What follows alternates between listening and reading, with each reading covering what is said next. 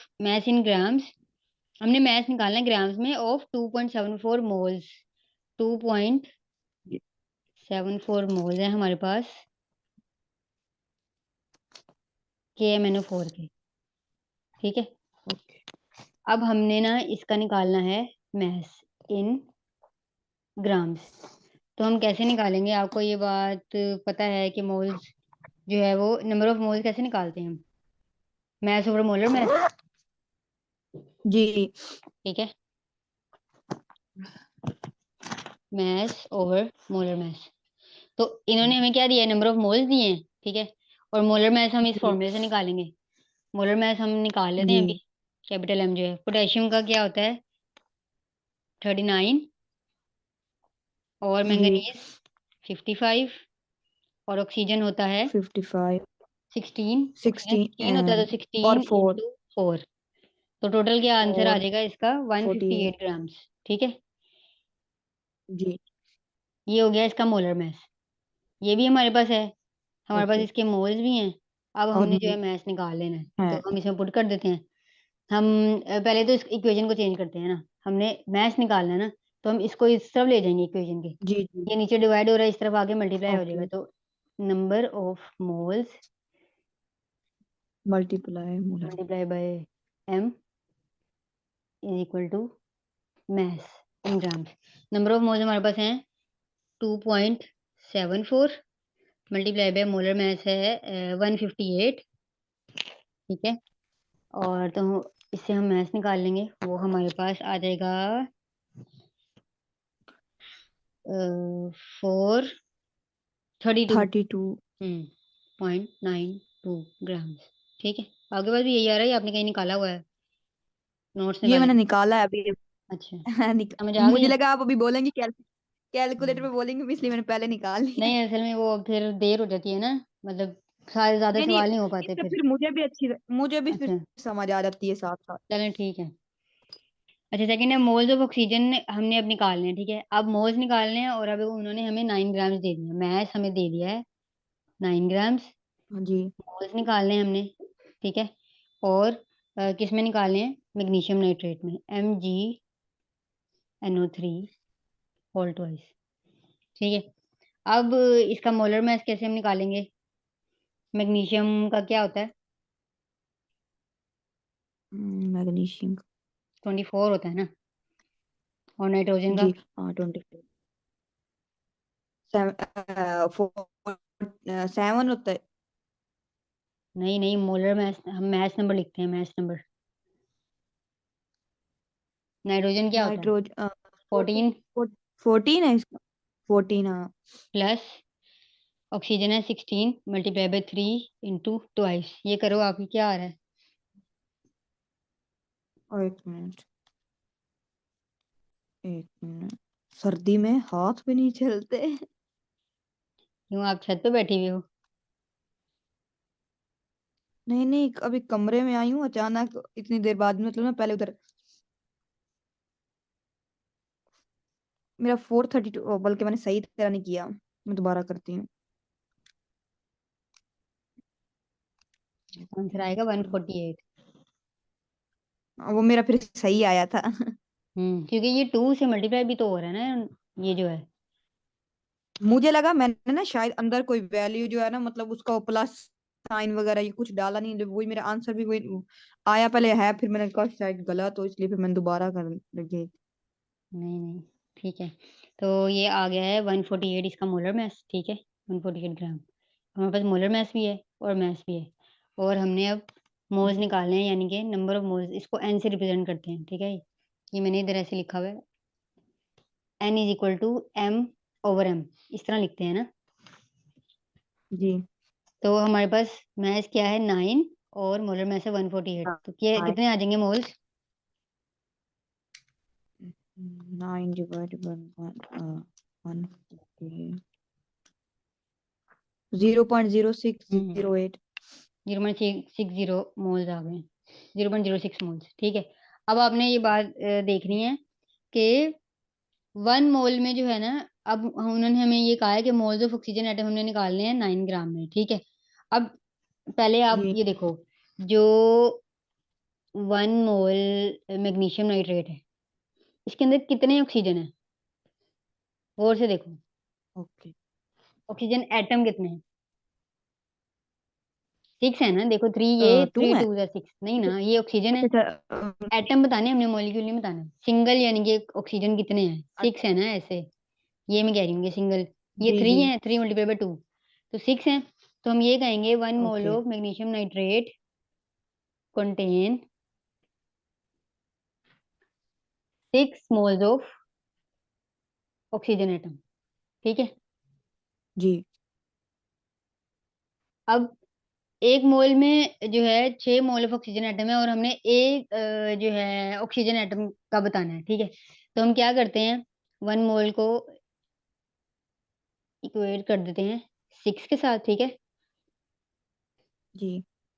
6 moles of oxygen atom. 1 मोल का अगर 1 मोल में 6 मोल्स हैं, तो अब हमने बताना है कि इसमें कितने हैं, क्योंकि हमारे पास ये है ना वैल्यू, जो मैथ उन्होंने दिया है और जो जी। मोलर मोलर मैथ जो है, उसके मुताबिक हमारे पास इतने मोल्स आ रहे हैं। तो इतने मोल्स में कैसे होगा, हम दोनों साइड पे 0.06 को मल्टीप्लाई कर देंगे।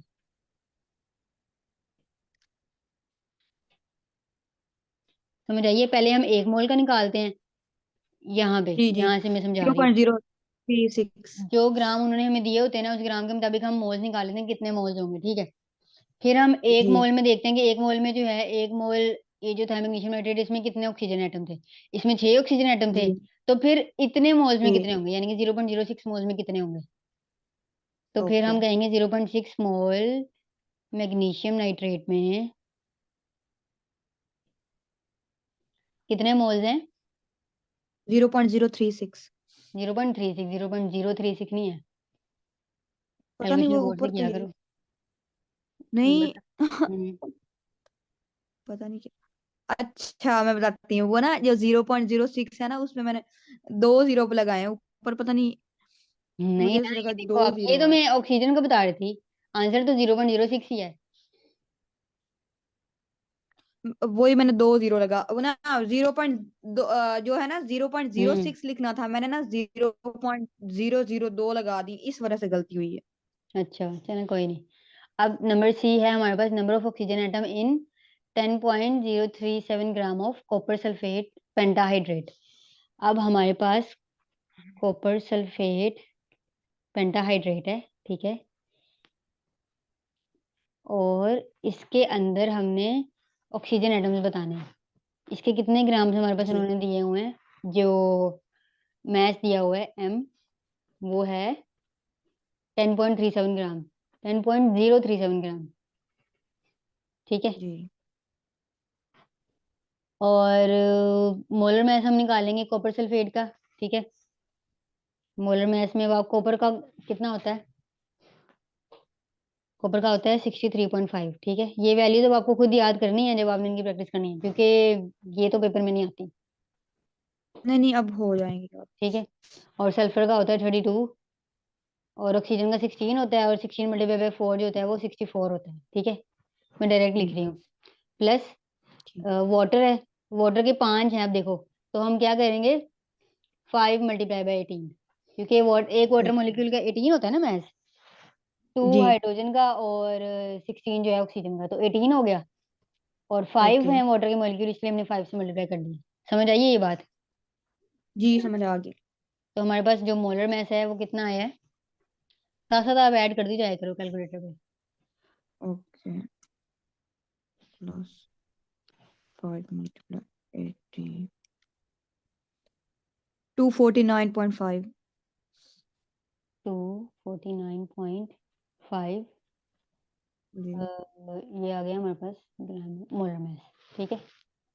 और ये हमारे पास मास है, और ये हमारे पास है मोलर मास। अब हमारे हमने जो है क्या बताना है, कि नंबर ऑफ ऑक्सीजन एटम बताने हैं हमने।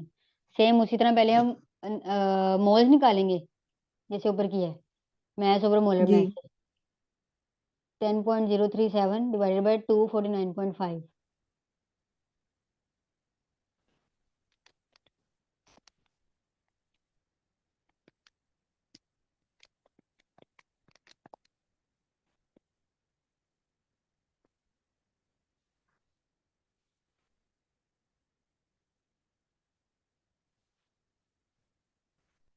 क्या आंसर आया है? वो ऊपर वाले का, हम्म वो उस 0.04। 0.04 मोल्स, ठीक है। ये हमारे पास आंसर जी आया है कि मतलब कि अगर हमारे पास इतना मैस हो कॉपर सल्फेट का 10.037 ग्राम, तो जी। हमारे पास उसके इतने मोल्स बन रहे हैं, ठीक है। तो अब नीचे हम उसी ओके। तरह स्टेटमेंट लिखेंगे कि अगर 1 मोल कॉपर सल्फेट है, इसमें अब आप बताओ टोटल ऑक्सीजन कितने हैं? 1 मोल कॉपर इसमें सल्फेट, 5। अच्छा, नहीं, ऑक्सीजन ऑक्सीजन एटम बताने हैं आपने टोटल। 5 है। नहीं ना, कॉपर सल्फेट में भी तो ये देखो ना, 4 ये हैं अच्छा और अच्छा। 5 ये हैं, तो टोटल कितने हो गए? 9। तो हम कहेंगे 1 mole of copper sulphate sulphate contain 9 9। Moles of oxygen atom, ठीक है। सही हो गया। तो फिर जी इतने में कितने होगा, हम यही दोनों तरफ मल्टीप्लाई कर देंगे, 1 इंटू 0.04, 9 इंटू 0.04 मोल, यानी कि हम 1 मोल में अगर 9 मोल्स थे, तो 0.04 मोल में कितने होंगे, उसके लिए हम इन दोनों दोनों साइड को मल्टीप्लाई कर देते हैं, तो हमारे पास आंसर आ जाता है कि 0.04 moles of copper sulphate contain, इसको मल्टीप्लाई किया आपने जी। 9 इंटू 0.36। 0.362 मोल्स, ठीक है। जी अब हमने जो है ना नंबर ऑफ ऑक्सीजन एटम बताने हैं, ठीक है। जो ऊपर वाला सवाल था ना, उसमें हमने मोल्स बताने थे, तो हमारी यहाँ तक बात खत्म जी। हो गई थी मोल्स तक। अब हमारी ओके। यहाँ पे बात वही जैसे ऊपर की है ना, ये वैसे ही हुआ है यहाँ तक। बस इससे आगे इतना है कि ना, ये जो है यहाँ पर मोल्स में, अब हमने यहाँ पर जो है ना एटम्स बताने हैं, और आपने जो है ये अभी जब मैं उस दिन आपको न्यूमेरिकल्स करवा रही थी, तो मैं आपको बताया था कि 1 मोल किसी भी चीज के एटम, 1 मोल जो होता है किसी भी चीज का, उसके अंदर 6.02 इंटू 10⁻23 एटम्स होते हैं। ऐसे ही है ना, 1